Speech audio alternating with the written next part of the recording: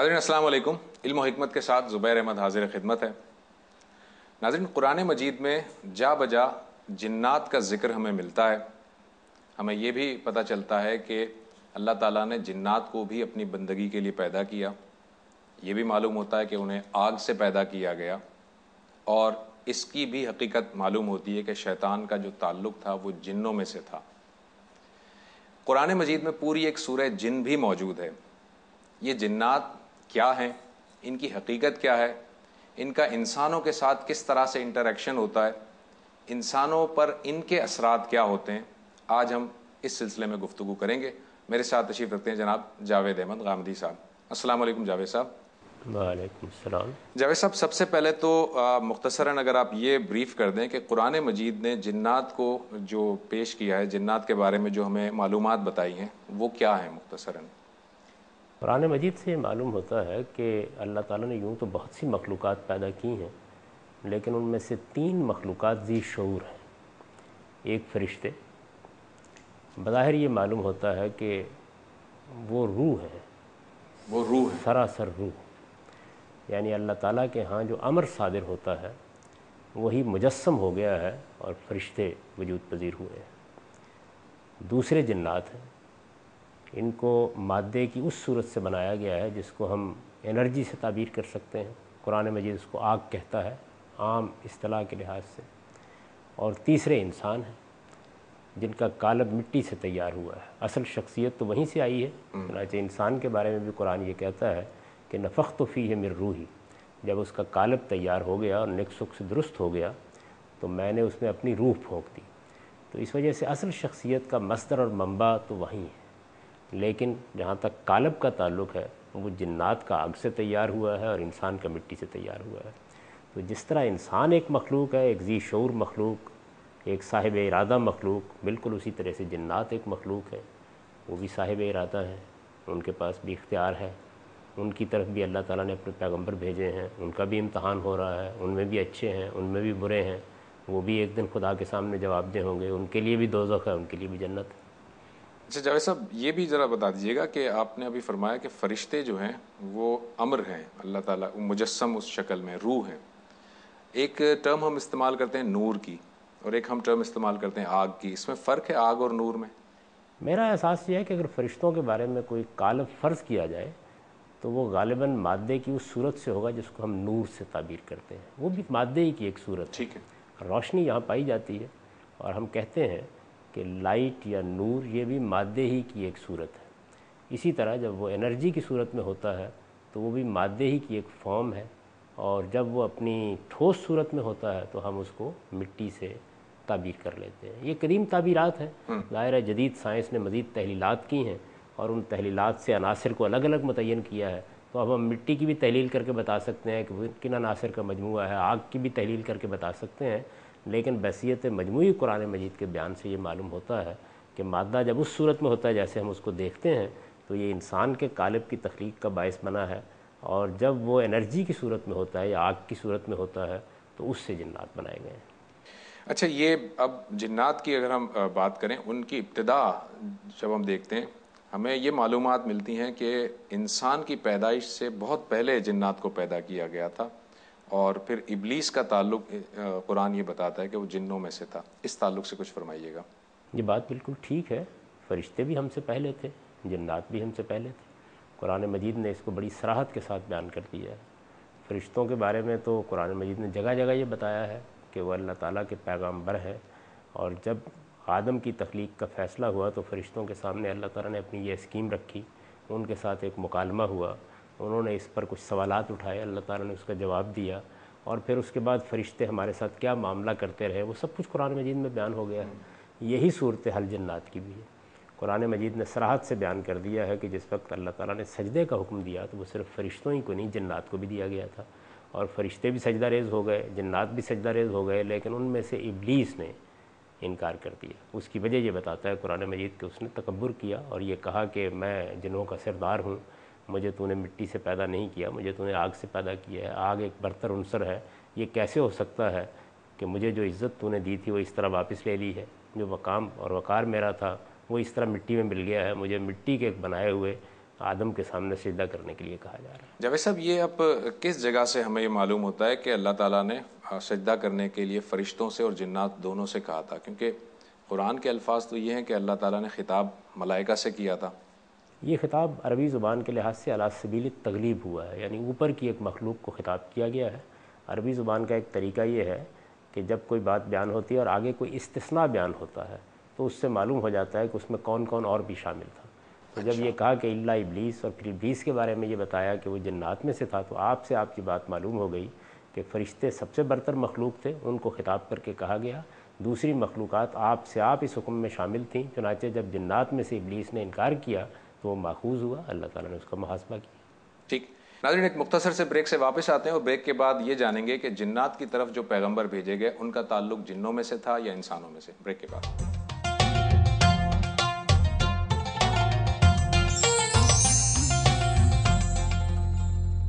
Welcome back ناظرین۔ جاوید صاحب، break سے پہلے ہم جنات کے بارے میں بات کر رہے تھے ابتدائی طور پر۔ ان کی طرف پیغمبر بھی بھیجے گئے، کیا وہ پیغمبر بھی انہی میں سے تھے یا انسانوں میں سے تھے؟ قرآن مجید نے یہ بات بڑی صراحت کے ساتھ بیان کر دی ہے، جنوں اور انسانوں دونوں کو مخاطب کر کے کہا ہے کہ یا معاشر الجن والانس الم یاتکم رسل منکم، کیا ایسا نہیں ہوا کہ تمہارے اندر، خود تمہارے ہی اندر سے پیغمبر آئے ہیں، اور یہی اصول کے مطابق بھی ہے۔ قرآن مجید نے جگہ جگہ یہ معارضہ نقل کیا ہے کہ قریش یہ کہتے تھے کہ ہماری طرف کسی فرشتے کو رسول بنا کر کیوں نہیں بھیجا گیا؟ تو قرآن کہتا ہے کہ یہ کیسے ہو سکتا ہے؟ انسانوں کی طرف انسانی رسول بنا کے بھیجے جائیں گے، وہی ان کے لیے نمونہ ہوں گے، وہی انہیں ہدایت دے سکتے ہیں۔ تو فرشتوں کی طرف اگر کوئی پیغام بھیجا جائے گا تو کوئی فرشتہ لے کے آئے گا، انسانوں کی طرف بھیجا جائے گا تو کسی انسان کا انتخاب کیا جائے گا، جنات کی طرف بھیجا جائے گا تو کوئی جن ہی رسالت کے منصب پر فائز ہوگا۔ اس لیے یہ تو بات بالکل طے ہے، اور قرآن مجید نے اس کو بیان بھی کر دیا ہے۔ لوگوں کو غلط فہمی کہاں سے ہوتی ہے؟ وہ یہ دیکھتے ہیں کہ قرآن مجید میں جنات کو مخاطب کیا گیا ہے، قرآن مجید میں جنات کے رسالت میں آپ صلی اللہ علیہ وسلم سے قرآن سننے کا ذکر ہوا ہے۔ قرآن مجید کی بعض صورتوں میں ایسے معلوم ہوتا ہے کہ جیسے بیک وقت جنات اور انسان مخاطب ہیں، جیسے سورہ رحمان میں ہے۔ تو یہ جو مقامات ہیں یہ لوگوں کے لیے غلط فہمی کا باعث بنے ہیں۔ پھر ظاہر ہے کہ انہی کے تحت کچھ روایات بھی ہیں جن میں یہ بیان کیا گیا کہ جنات آئے، انہوں نے رسالت میں آپ صلی اللہ علیہ وسلم کے ساتھ ملاقات کی۔ یہ سب باتیں اپنی جگہ درست ہیں۔ اس کی وجہ یہ ہے کہ جنات ہمیں دیکھ سکتے ہیں، ہمارے پیغمبروں سے واقف ہو سکتے ہیں۔ اللہ تعالیٰ کا قانون یہ ہے کہ حق جہاں بھی ہو آپ اس کو اعتراف کریں گے۔ یعنی ایک یہ ہے کہ پیغمبر میری طرف کون سا آیا ہے، میں کس کی ہدایت کو ماننے کا مکلف ہوں، کس کے سامنے مجھے سر تسلیم خم کرنا ہے، کس کی مجھے اطاعت کرنی ہے، کس کی لائی ہوئی شریعت کی پابندی کرنی ہے، یہ ایک الگ چیز ہے۔ اس کو آپ یہاں سے سمجھیے کہ ہم رسالت میں آپ صلی اللہ علیہ وسلم کے ماننے والے ہیں۔ رسالت میں آپ صلی اللہ علیہ وسلم خدا کے آخری پیغمبر ہیں۔ آخری پیغمبر کی حیثیت سے جب ہم آپ پر ایمان لائے تو ہم آپ کو مطاع سمجھتے ہیں، آپ کی اطاعت کرتے ہیں، آپ نے جو کچھ دین بتایا ہے اس کو اپنا دین قرار دیتے ہیں، آپ کی لائی ہوئی شریعت کے پابند ہیں۔ لیکن اس کے ساتھ چونکہ ہمیں یہ معلوم ہو گیا ہے کہ سیدنا مسیح بھی خدا کے پیغمبر تھے، سیدنا موسیٰ بھی خدا کے پیغمبر تھے، سیدنا ابراہیم بھی خدا کے پیغمبر تھے، تو ہمارے لیے ان کو ماننا ضروری ہے۔ ہم ان میں سے کسی ایک پر بھی اگر ایمان نہ لائیں تو ہم مسلمان نہیں ہو سکتے۔ بین ہی یہی معاملہ جنات کا ہے، یعنی ان تک اگر ہمارے کسی پیغمبر کی بات پہنچ گئی ہے تو وہ اس کی تحسین کریں گے، اس کو قبول کریں گے، اس سے رہنمائی حاصل کریں گے۔ لیکن یہ بالکل ایسے ہی ہے جس طرح کہ ہم انجیل کو پڑھتے ہیں، ہم تورات کو پڑھتے ہیں، بالکل اسی طرح سے ہے۔ تو رسالت میں آپ صلی اللہ علیہ وسلم کو جب انہوں نے دیکھا، رسالت میں آپ صلی اللہ علیہ وسلم سب انہوں نے قرآن سنا تو انہوں نے اس کی تحسین کی۔ قرآن مجید میں اس کا ذکر اس لیے ہو گیا کہ خود قریش کے ہاں سے یہ بات کہی جا رہی تھی کہ قرآن جنات کا الہام ہے، تو قرآن نے ان کی ساری واردات کا ذکر کر کے یہ بتایا کہ دیکھیے وہ جب آئے تو انہوں نے قرآن مجید کے معاملے میں کن تاثرات کا اظہار کیا، اور پھر ان کے ذریعے سے قرآن نے اس اہتمام کا ذکر کیا جو آسمانوں سے قرآن کے نزول کے وقت کر دیا گیا تھا، اور اسی لحاظ سے دونوں کو مخاطب بھی کر لیا گیا، اس لیے کہ وہ سن رہے تھے۔ اس زمانے میں قرآن مجید کی دعوت، قرآن مجید کا پیغام ان تک بھی پہنچ رہا تھا۔ تو یہ وجہ ہے، گویا یوں سمجھ لیجئے کہ اگر ہم بھی ان کے پیغمبروں کو دیکھ سکتے تو ہم بھی اس کے مکلف ہوتے کہ ان کی بات سنتے۔ حق میں تفریق نہیں کی جا سکتی، وہ ہر جگہ یکساں ہوگا اور اس کو یکساں مانا جائے گا۔ جاوید صاحب یہ بتائیے گا کہ اس وقت انسان اور جنات، فرشتے تو چونکہ اللہ تعالیٰ کے ان احکام کو نافذ کرنے کے لیے موجود ہیں، انسان اور جنات جنہیں اختیار دیا گیا ہے، ان دونوں میں سے ہم عام طور پر یہ سنتے ہیں کہ انسان کو اشرف بنایا گیا ہے، اس کی کوئی خاص وجہ ہے یا یہ بات درست ہے؟ یہ بات تعین کے ساتھ کہنی تو بہت مشکل ہے. اس کی وجہ یہ ہے کہ خود قرآن مجید نے جو بات کہی وہ کیا کہی ہے. وہ یہ کہا ہے کہ ہم نے انسانوں کو فضیلت دی ہے. کرمنا بنی آدم، لقد کرمنا بنی آدم، ہم نے بنی آدم کو بڑا اکرام دیا ہے، بڑی عزت دی ہے. اور پھر یہ کہا کہ فضلنا علی کثیر ممن خلقنا، یعنی ہم نے اپنی بہت سی مخلوقات پر ان کو فضیلت دی ہے. یہ تعین کے ساتھ نہیں بتایا کہ کن کن مخلوقات پر فضیلت دی ہے. یہ جو ہمارے ہاں کہا جاتا ہے کہ اشرف المخلوقات، اور اس سے یہ تاثر پیدا کیا جاتا ہے کہ ساری مخلوقات میں انسان برتر ہے، یہ قرآن کے خلاف ہے. قرآن مجید بے شک یہ کہتا ہے کہ انسانوں کو عزت دی گئی ہے، انسانوں کا اکرام کیا گیا ہے، انسان بڑی غیر معمولی مخلوق ہے، اللہ تعالیٰ نے اس کو بہت سی نعمتوں سے نوازا ہے. یہ ساری باتیں اپنی جگہ ٹھیک، لیکن تمام مخلوقات پر اس کو برتری نہیں دی گئی. یعنی بہت سی مخلوقات پر برتری دی گئی ہے. تو بعض پر تو برتری بالکل واضح ہے، بالکل واضح ہے. لیکن جنات اور فرشتوں کے معاملے میں ہم حتمی طور پر کچھ نہیں کہہ سکتے. جو لوگ اس میں سجدے سے استدلال کرتے ہیں ان کا استدلال بھی ٹھیک نہیں ہے. اس کی وجہ یہ ہے کہ وہ ایک امتحان تھا جو برپا کیا گیا. یعنی برتر مخلوقات سے یہ کہا گیا کہ وہ آدم کے سامنے جھک جائے، تاکہ آدم کو یہ معلوم ہو جائے کہ برتری خلقت میں نہیں ہے، برتری خدا کا حکم ماننے میں.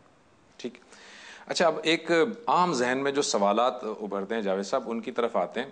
ہم عام طور پر سنتے ہیں، کچھ الفاظ سنتے ہیں، جن، بھوت، چڑیل، پری، اس طرح کے الفاظ ہم سنتے رہتے ہیں. یہ سب ایک ہی چیز ہیں؟ روح بھی سنتے ہیں، بدروح بھی سنتے ہیں، یہ سارے ایک ہی چیز ہیں یا کوئی الگ الگ کیٹیگری ہے، یا اس کا کوئی؟ دیکھیے، مذہب، قرآن، حدیث، اس کا تو یہ موضوع نہیں ہے. قرآن مجید نے ہم کو یہ بات بتا دی کہ مخلوقات، ذی ارادہ مخلوقات یہ تین ہیں. یہ بات بالکل واضح ہو گئی. ٹھیک. اب ظاہر ہے کہ ہم اس پر قیاس کر کے یہ کہہ سکتے ہیں کہ یہ انسانوں کے رکھے ہوئے نام ہیں، چونکہ جنوں میں شیاطین بھی ہوتے ہیں اور انہوں میں صالحین بھی ہوتے ہیں.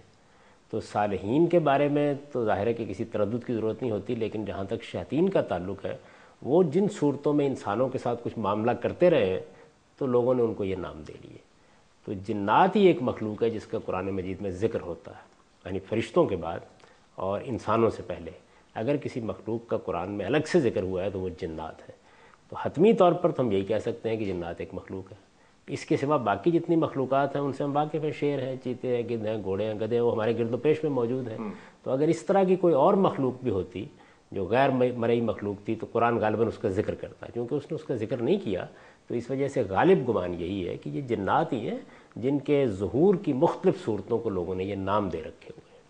اچھا، یہ جنات اور فرشتے جو غیر مرئی مخلوق ہیں، اس بات کا بھی امکان تو ہے نا کہ ان دو کے علاوہ بھی بہت ساری غیر مرئی مخلوق ہوں گی جن کو اللہ تعالیٰ نے ڈسکس کرنا مناسب نہیں سمجھا؟ کہہ سکتے ہیں، اس لیے کہ قرآن مجید میں ذکر نہیں ہوا. قرآن مجید صرف انہی مخلوقات کا ذکر کرتا ہے. اس لیے میں نے کہا کہ اس سے ہم قیاس کر سکتے ہیں کہ یہ در حقیقت جنات ہی ہیں جن کو لوگوں نے یہ نام دے دیا. ان کے جنات کے اثرات کچھ ہوتے ہیں جاوید صاحب انسانی زندگی پر، یا کسی خاص فرد پر، اجتماعی طور پر یا انفرادی طور پر؟ یہاں پھر جہاں تک قرآن کا تعلق ہے وہ یہ تو کہتا ہے کہ جنات دلوں میں وسوسہ ڈالتے ہیں. اس سے پہلے بھی ہم غالباً کسی پروگرام میں یہ ذکر کر چکے ہیں کہ جب وہ وسوسہ ڈالتے ہیں یا خوابوں میں ورود کرتے ہیں تو اس طرح کے کام تو یقیناً وہ کر سکتے ہیں. یہ بات قرآن مجید سے بھی معلوم ہو جاتی ہے، حدیث سے بھی معلوم ہو جاتی ہے. رہی یہ بات کہ وہ کسی پر غلبہ پا لیں، کسی کو اپنی گرفت میں لے لیں، کسی کو کوئی نقصان پہنچا دیں، تو یہ لوگوں کے تجربات ہیں. ظاہر ہے کہ مختلف مخلوقات ہیں. جس طرح شیر مجھے نقصان پہنچا سکتا ہے، چیتا مجھ پر حملہ آور ہو سکتا ہے، اس طرح ممکن ہے کہ یہ مخلوقات بھی کسی نہ کسی درجے میں اپنے قوانین و حدود کے تحت اثر انداز ہو جاتی ہوں. تاہم یہ سب باتیں لوگ بیان کرتے ہیں. قرآن مجید میں صرف ایک مقام ہے جس سے استدلال کیا جا سکتا ہے، جس میں سود خاروں کے بارے میں یہ فرمایا ہے کہ الذی یتخبطہ الشیطان من المس، یعنی گویا وہ ایسے اٹھیں گے قیامت میں جس طرح کہ شیطان نے اپنی چھوت سے ان کو پاگل بنا دیا ہو. تو یہ نفسیات پر کیا اس درجے میں اثر انداز ہو جاتے ہیں؟ یہ ہو سکتا ہے، اس پہ امکان ہو سکتا ہے، لیکن حتمی طور پر یہ بات نہیں کہی جا سکتی. یہ سب لوگوں کے تجربات ہیں. ان کو اسی طرح دیکھنا چاہیے جس طرح لوگ زمین کے بارے میں، مخلوقات کے بارے میں اپنے تجربات بیان کرتے تھے. سائنسی تحقیقات کے نتیجے میں کچھ تجربات کی نفی ہو گئی، کچھ کا اس بات ہو گیا، کچھ کی حقیقت معلوم ہو گئی. میرے نزدیک قرآن مجید یا دین نے اس کو موضوع نہیں بنایا، اور جب دین نے اس کو موضوع نہیں بنایا تو اصل میں یہ دین کا مسئلہ بھی نہیں ہے. یعنی قرآن مجید میں دو ہی پہلوؤں سے کوئی چیز زیر بحث آتی ہے، یا تو وہ دین کا مسئلہ ہوگی، اور یا یہ ہے کہ دین کی کسی حقیقت کی وضاحت کے لیے اس کا ذکر کرنے کی ضرورت پڑ جائے گی. تو یہ دونوں ہی چیزیں باعث بنتی ہیں. ایسی کوئی چیز چونکہ زیر بحث نہیں آئی تو قرآن مجید نے بھی اس کو موضوع نہیں بنایا. رہی یہ بات کہ دنیا میں عام خیال کے مطابق کوئی بھی مخلوق کسی دوسری مخلوق کے ساتھ کوئی معاملہ کر سکتی ہے، آخر باقی مخلوقات بھی کرتی ہیں، تو یہ ان کے بارے میں بھی گمان کیا جا سکتا ہے. میرے نزدیک اس کا تجربہ اور مشاہدہ یہ جاری رکھنا چاہیے۔ یہ ایک تحقیق کا موضوع ہے، لوگ اس کے دعوے کرتے ہیں، مجھے یا آپ کو چونکہ کوئی تجربہ پیش نہیں آیا تو ہم اس کا اس بات بھی نہیں کر سکتے، ہم اس کی نفی بھی نہیں کر سکتے۔ اس کے ماہرین سے لوگوں کو چاہیے کہ وہ بات کریں، ان سے دلائل سنیں، ان سے جو چیز معلوم کرنا چاہتے ہیں کریں۔ اور میں نے آپ سے عرض کیا کہ دنیا میں کتنی چیزیں ہیں جو لوگ مانتے تھے لیکن تحقیق سے معلوم ہوا کہ محض توہمات تھے، ٹھیک ہے، ان کی کوئی حقیقت نہیں تھی۔ اس پہ ابھی ہم ناظرین چھوٹا سا بریک لیتے ہیں اور بریک کے بعد کچھ روایات کی طرف آتے ہیں۔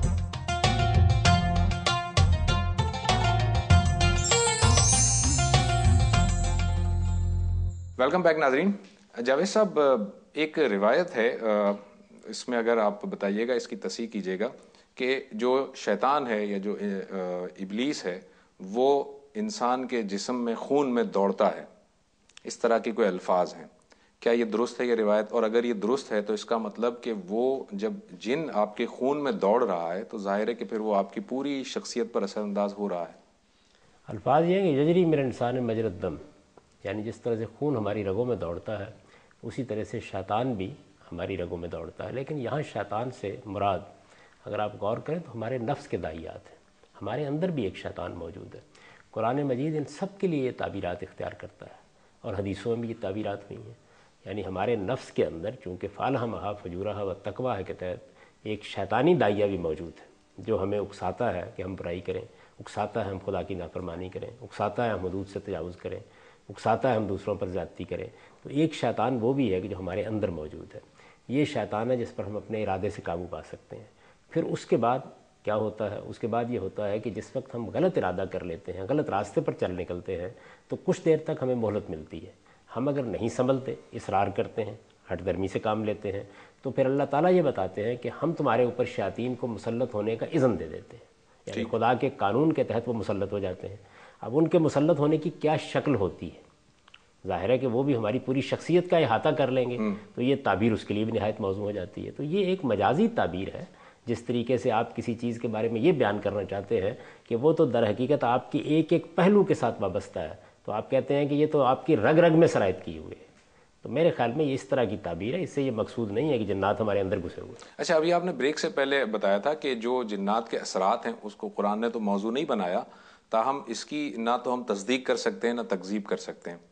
تو اگر ایسے بہت سارے ہم معاشرے میں دیکھتے ہیں کہ ایسے لوگ ہوتے ہیں کہ جن کے بارے میں اسکالرز جو ہیں، جو کہ روحانی علوم کے ماہر ہوتے ہیں، وہ کہتے ہیں کہ جی اس کو کوئی میڈیکل پرابلم نہیں ہے، اس پہ جنات کا اثر ہے، اور جب وہ ان پہ تعویذ کرتے ہیں، دم دیتے ہیں تو وہ درست ہو بھی جاتا ہے۔ ایسا بھی ہم دیکھتے ہیں۔ یہ کہاں تک، کتنا زیادہ یہ ہے پاسبل اور کہاں تک درست ہوگی بات؟ دیکھیے، میں نے اس اصول کی طرف توجہ دلائی کہ ہر وہ چیز جو قرآن مجید میں صراحت کے ساتھ بیان نہیں ہوئی یا کسی حدیث میں رسالت میں آپ صلی اللہ علیہ وسلم اس کی وضاحت نہیں کرتی، وہ ہمارے تجربے اور علم کا موضوع بن سکتی ہے۔ اب تجربے اور علم کا موضوع جو چیزیں بنتی ہیں اس میں ایسا ہی ہوتا ہے نا کہ کچھ لوگ کسی چیز کو مان رہے ہوتے ہیں، اس کا دعویٰ کر رہے ہوتے ہیں، تو آپ کیا کرتے ہیں؟ آپ اس کی تحقیق کرتے ہیں۔ جتنی بھی سائنسی تحقیقات ہیں کیسے ہوئی ہیں؟ ایسے ہی ہوئی ہیں کہ زمین میں زلزلہ آتا ہے، لوگ اس کے بارے میں کچھ خیالات کا اظہار کر رہے تھے، ایسی احمقانہ باتیں بھی کہی جا رہی تھی کہ ساری زمین ایک گائے کے سینگ پر کھڑی ہوئی ہے، جب وہ اپنا سینگ تبدیل کرتی ہے زمین ہلنے لگ جاتی ہے۔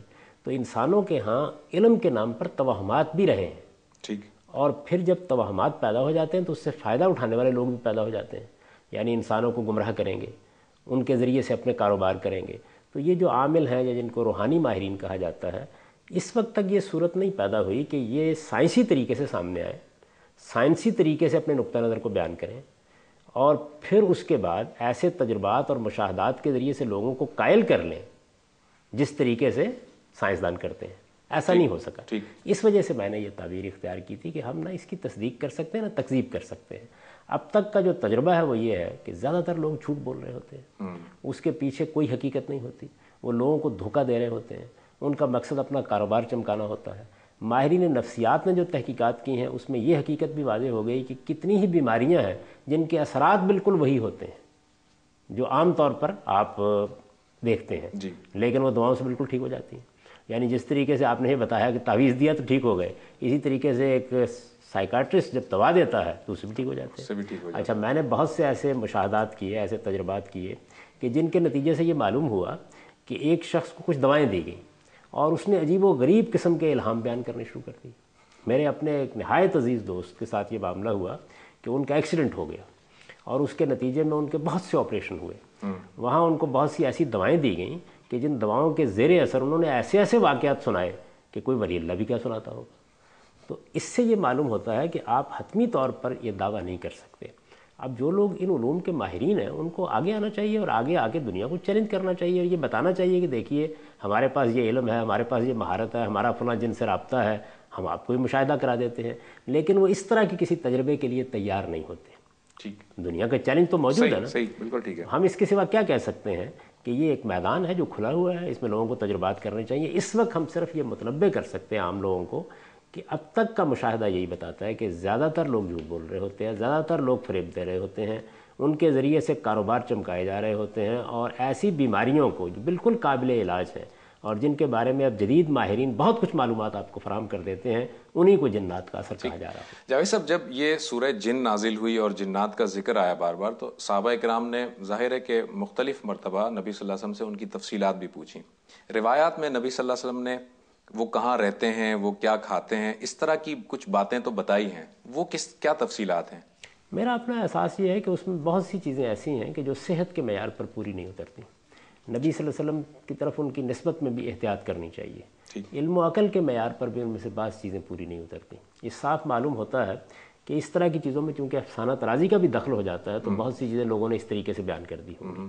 لیکن عموم میں لوگ یہ کہتے ہیں کہ وہ اسی زمین پر رہتے ہیں. بظاہر بھی یہی معلوم ہوتا ہے. اس زمین پر کس طریقے سے رہتے ہیں, ظاہر ہے کہ وہ غیر مرئی مخلوق ہے, اس وجہ سے ہم تعین کے ساتھ کچھ نہیں کہہ سکتے. میں نے اس طرح کے بعض بزرگوں کو دیکھا ہے جو یہ کہتے ہیں کہ ہماری مسجد کے منار میں رہتے ہیں, گنبد میں رہتے ہیں, ہمارے گھر میں رہتے ہیں, فلاں جگہ ملاقات ہوئی تھی.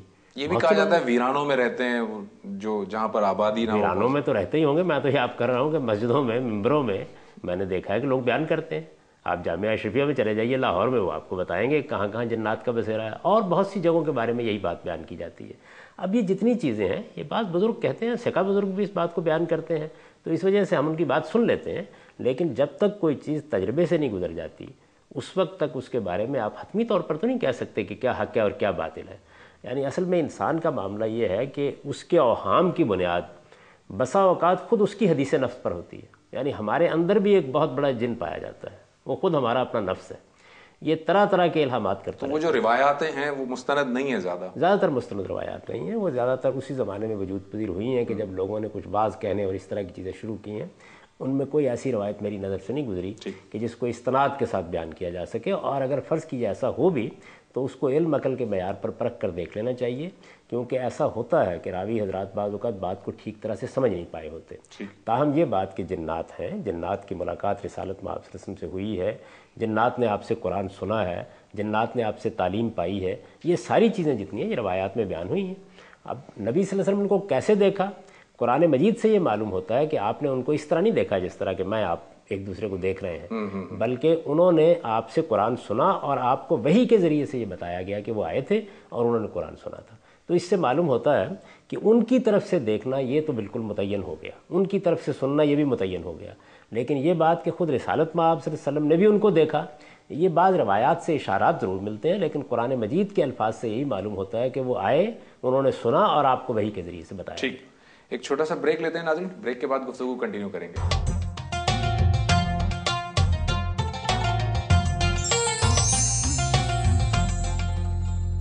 ویلکم بیک ناظرین.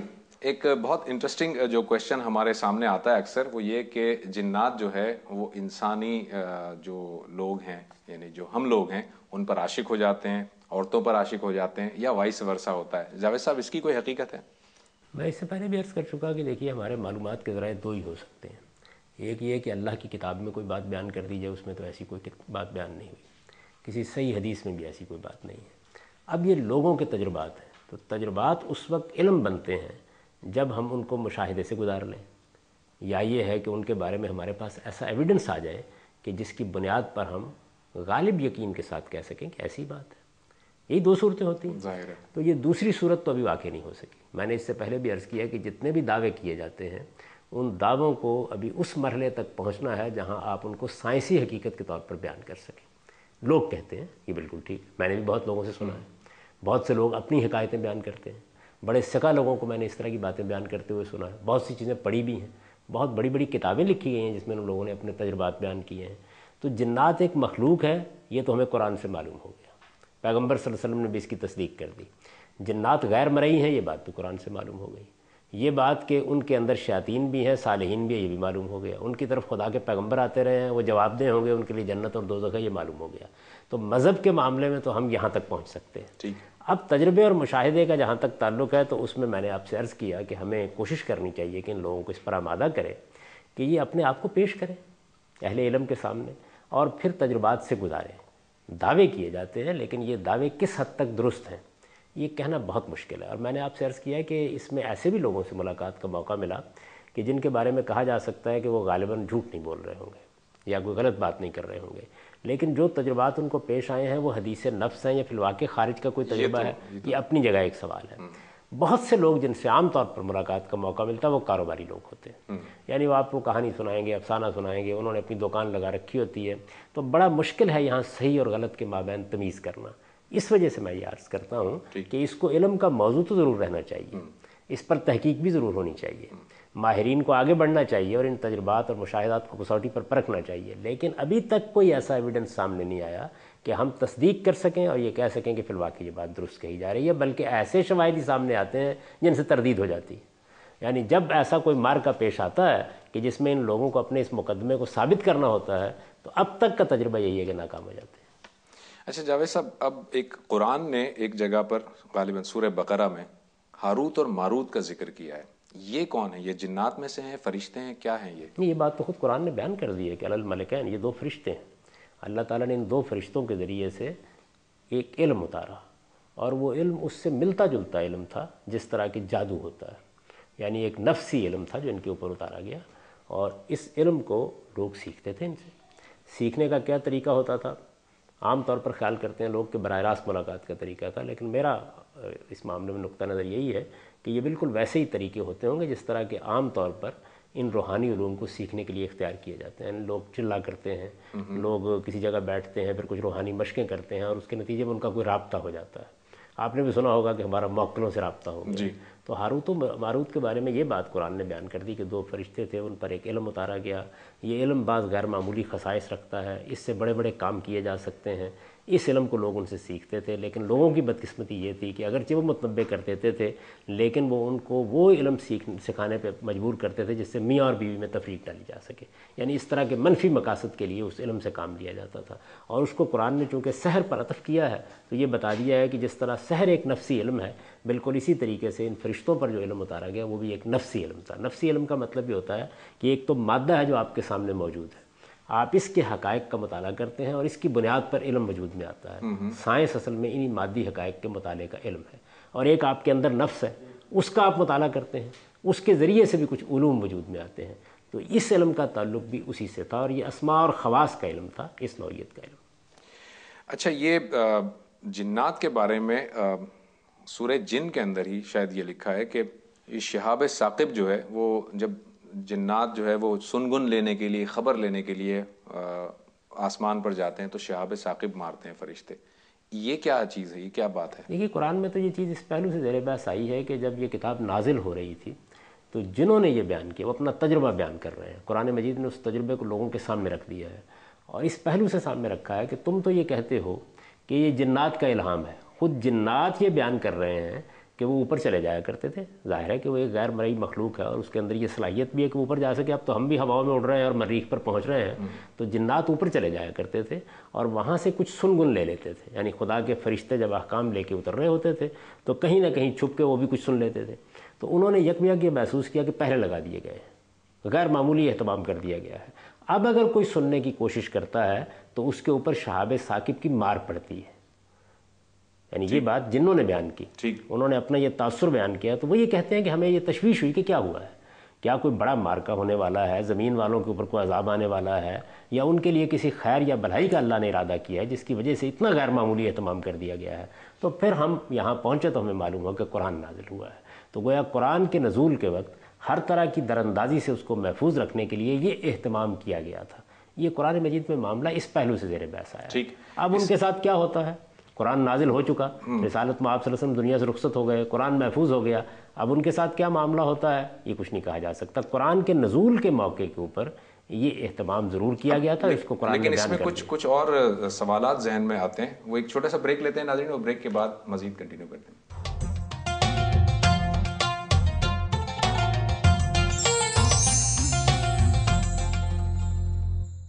ویلکم بیک ناظرین. جاوید صاحب، ابھی جو بریک سے پہلے آپ بات کر رہے تھے اس میں آپ نے فرمایا کہ وہ سنگن لینے کے لیے جاتے تھے اوپر. تو اب اس بات سے تو یہ نظر آتا ہے، محسوس یہ ہوتا ہے کہ جنات جو ہے وہ فرشتوں کو دیکھتے تھے. اگر ایسا ہے کہ وہ دیکھتے تھے فرشتوں کو، تو پھر ان کی آزمائش کہاں رہی، ان کا یہ امتحان کیسا رہا؟ دیکھیے بات یہ ہے کہ وہ فرشتوں کو ضرور دیکھتے ہیں اور ان کی باتیں بھی سن لیتے ہیں، لیکن بارگاہ خداوندی تک ان کی رسائی نہیں ہے. اس وجہ سے غلطیاں بھی کرتے ہیں، کوتاہیاں بھی کرتے ہیں. ان کی غلطیوں اور کوتاہیوں کی نوعیت ہم سے مختلف ہوگی.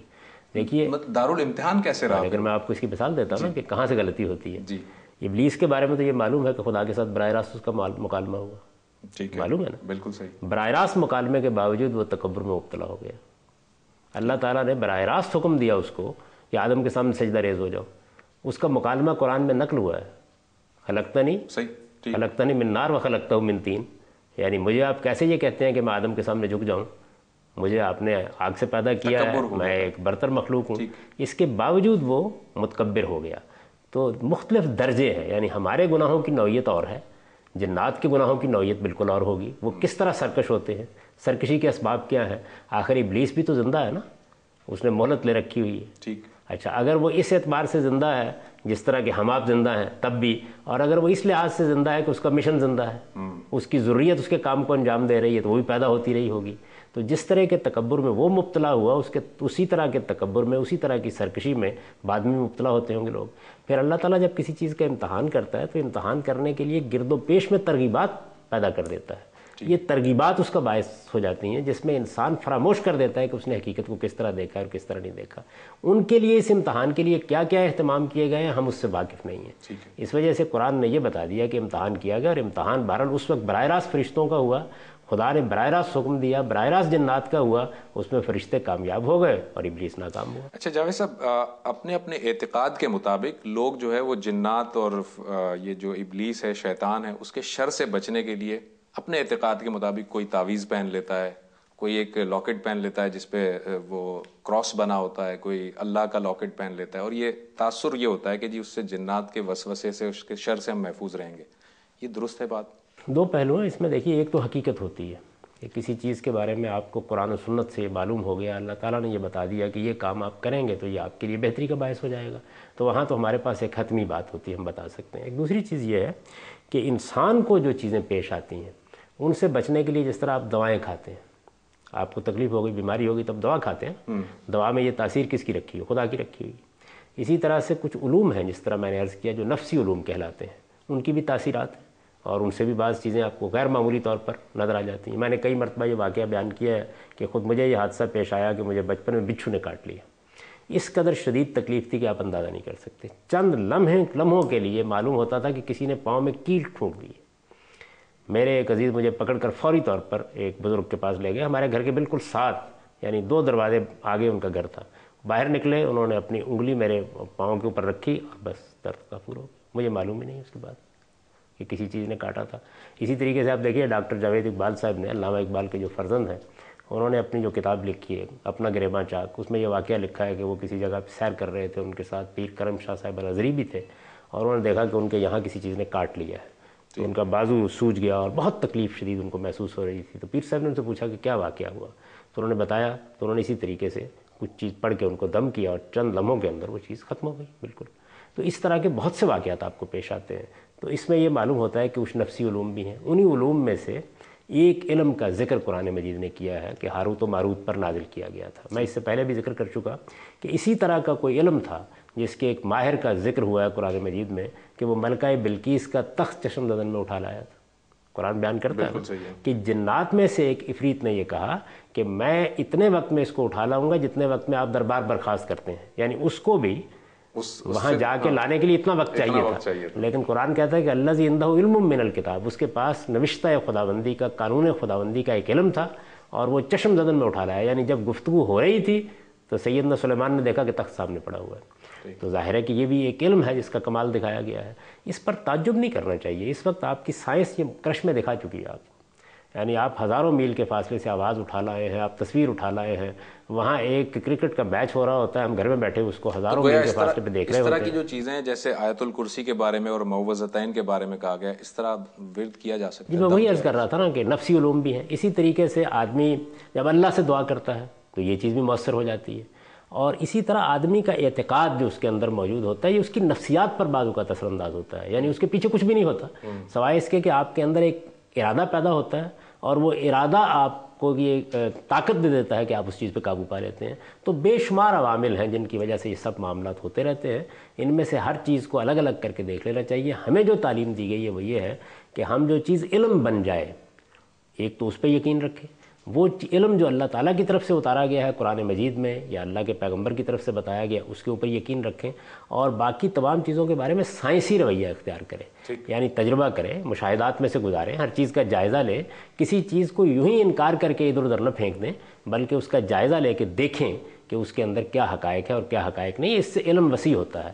اگر آپ غور کریں تو توہمات کے اندر سے علم نکلا ہے، اور آپ دیکھیے بہت سے لوگ یہ کہتے ہیں کہ لوگوں نے سائنس فکشن لکھے اور اس کے نتیجے وہ چیزیں ایجاد ہو گئی۔ تو اسی طریقے سے بسا اوقات توہمات کا جب آپ مطالعہ کرتے ہیں تو اس سے بھی کچھ حقائق نکل آتے ہیں، ان حقائق کو دریافت کرنا چاہیے، تاہم اس سے بچنا چاہیے کہ اس میں زیادہ لوگ گمراہ کرنے کے لیے کاروبار بنائے بیٹھے۔ Thank you very much Javed صاحب، بہت بہت شکریہ۔ ناظرین، میں جانتا ہوں کہ یہ ٹاپک ایسا ہے کہ اس میں آپ کے ذہن میں بھی بہت سارے ابھی سوالات ہوں گے، بہت ساری الجھنیں ہوں گی، لیکن وقت کی قید ہے۔ اگلے پروگرام تک کے لیے زبیر احمد کو اجازت، اللہ حافظ۔